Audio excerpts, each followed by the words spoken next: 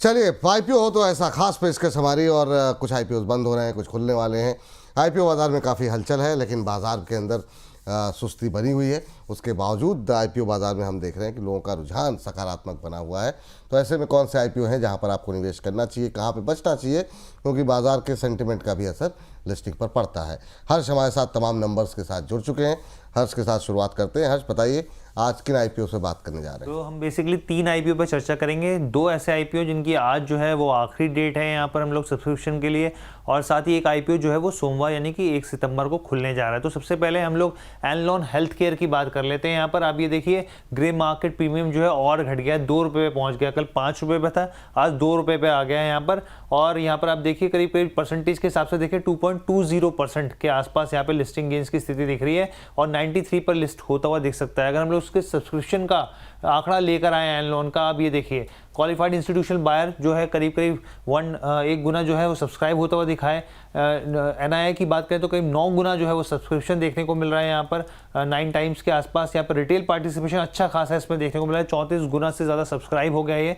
और टोटल अगर आप देखें तो 5 गुना है। अगर हम इसके बिजनेस मॉडल की बात करें, लगातार हम लोग तमाम चीज़ें जो हैं अपने व्यूअर्स को बताते आए हैं यहाँ पर। तो अगर आप यहाँ पर देखें तो इनका जो है बेसिकली केमिकल मैन्युफैक्चरिंग का इनका बिजनेस है, 2013 में इनकॉर्पोरेट हुई थी। और खास तौर पे यहाँ पर अगर आप बात करें फार्मा इंग्रेडिएंट्स और जो एक्टिव फार्मास्यूटिकल्स यहाँ पर जो होता है एपीआई होता है, उससे जुड़ा इसका बिजनेस है। ये पहला आईपीओ, आज का पहला आईपीओ एनलॉन हेल्थ केयर। सर, कैसे देख रहे हैं आप एनलॉन को? अब अगर हम देखें तो ग्रे मार्केट के अंदर तो प्रीमियम लगातार घटता हुआ दिखाई दे रहा है, लेकिन जो रिटेलर्स हैं उनका सब्सक्रिप्शन के नंबर काफ़ी ज़्यादा जो है आकर्षक और एग्रेसिव दिखाई दे रहे हैं।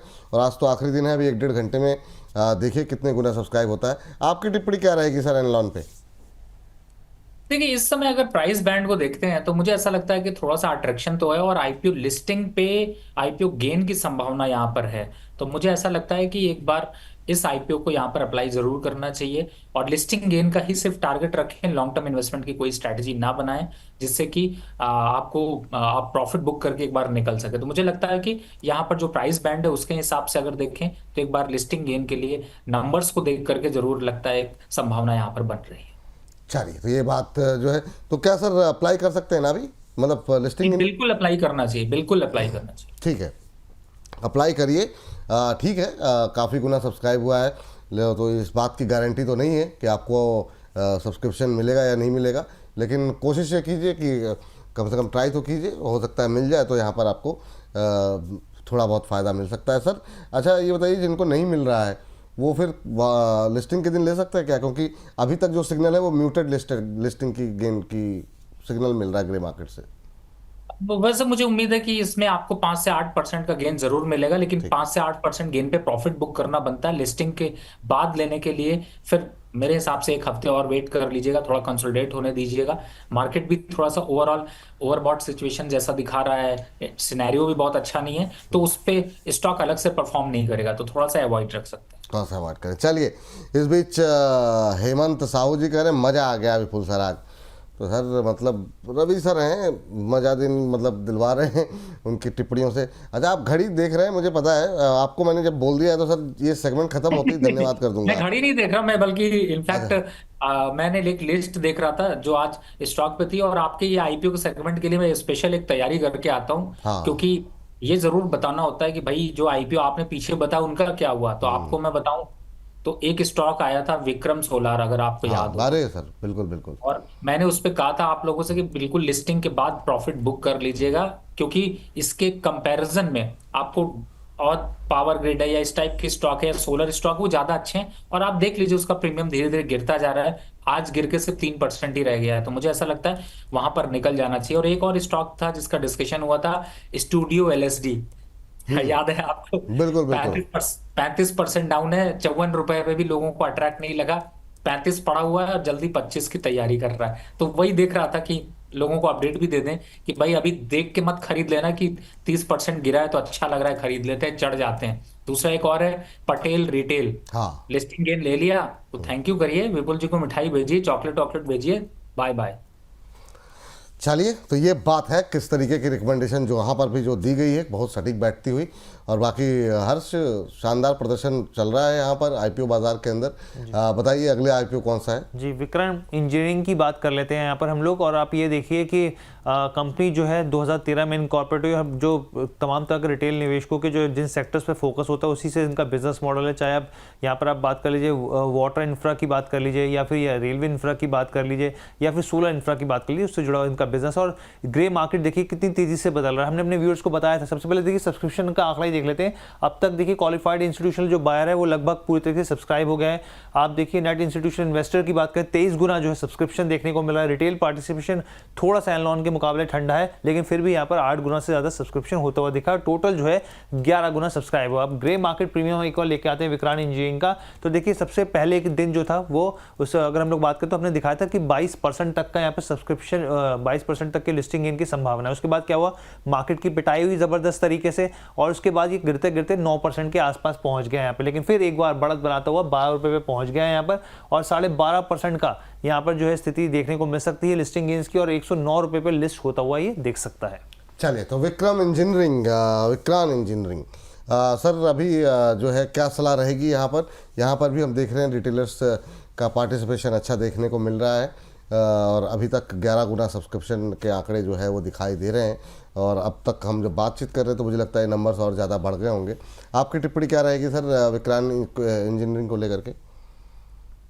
देखिए, मुझे ऐसा लगता है कि हर्ष जिस हिसाब से स्टडी आपने बताई है उसके हिसाब से मुझे लगता है, और ओवरऑल जो स्ट्रक्चर है बहुत अग्रेसिव मत कूदिए। लेकिन हाँ, ये है कि ये भी एक ऐसा आईपीओ जिसमें आपको लिस्टिंग गेन जरूर मिलेगा, और मेरी एक्सपेक्टेशन 8 से 10% में मैं खुश होने वाला हूं, क्योंकि मार्केट में 8% छोड़ी 5% भी रिटर्न निकाल पाना मुश्किल है। तो ऐसे में 8-10% का रिटर्न की संभावना बन रही है।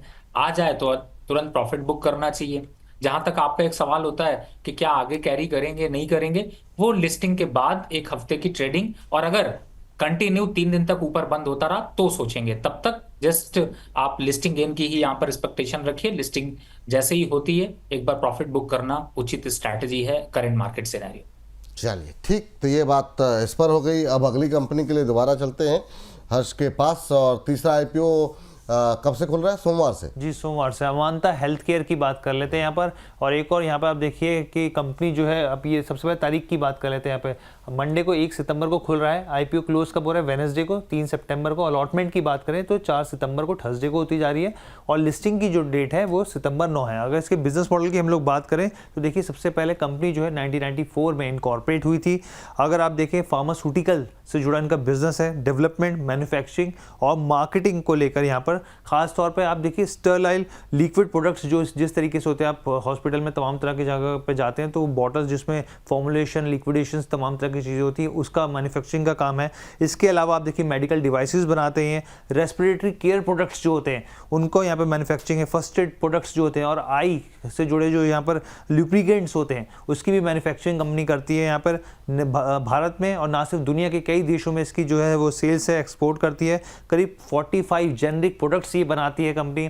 ना सिर्फ अमेरिका की बात की जाए बल्कि यूके, लैटिन अमेरिका और करीब 19 देशों में जो है ये एक्सपोर्ट करती है अपने प्रोडक्ट्स के। अब हम लोग आगे बढ़ते हैं यहाँ पर। आप ये देखिए इशू प्राइस बैंड जो 120 से लेके 126 रुपए के यहाँ पर तय किया गया है।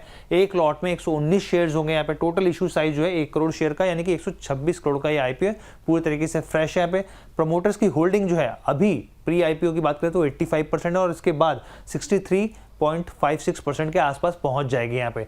आगे बढ़े हम लोग यहाँ पर फाइनेंशियल अगर आंकड़ों को देखें, आप देखिए 2023-24 में यहाँ पर क्या हुआ, एसेट्स में क्वालिटी में डेटोरेट हुई, थोड़ी सी गिरावट आई, उसके बाद फिर वापस बढ़ता हुआ देखा 381 करोड़ पे। टोटल इनकम जो है आप देखिए इसमें 2024-25 में कंपेयर करें तो यहाँ पर कटौती देखने को मिली है यहाँ पर।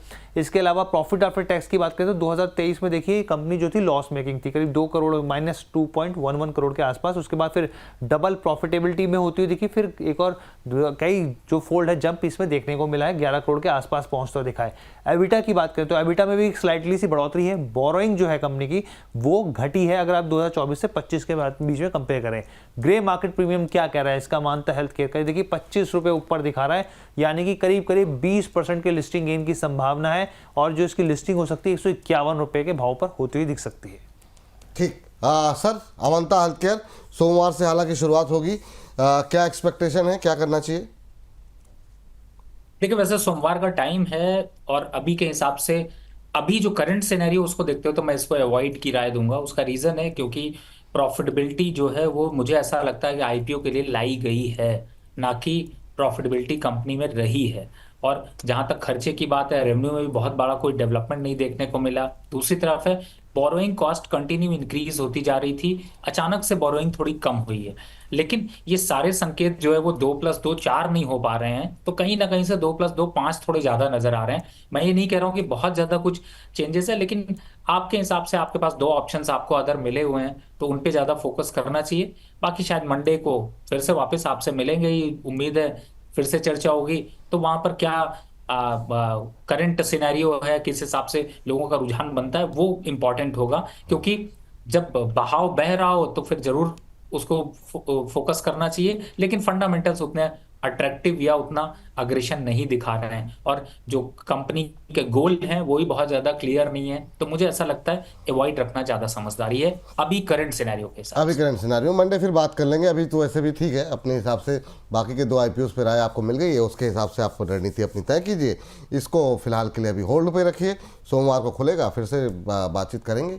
तो हर्ष, बहुत बहुत शुक्रिया, बहुत बहुत धन्यवाद आपका आज की इस चर्चा में जुड़ने के लिए और इन तमाम आईपीओ पे बातचीत करने के लिए।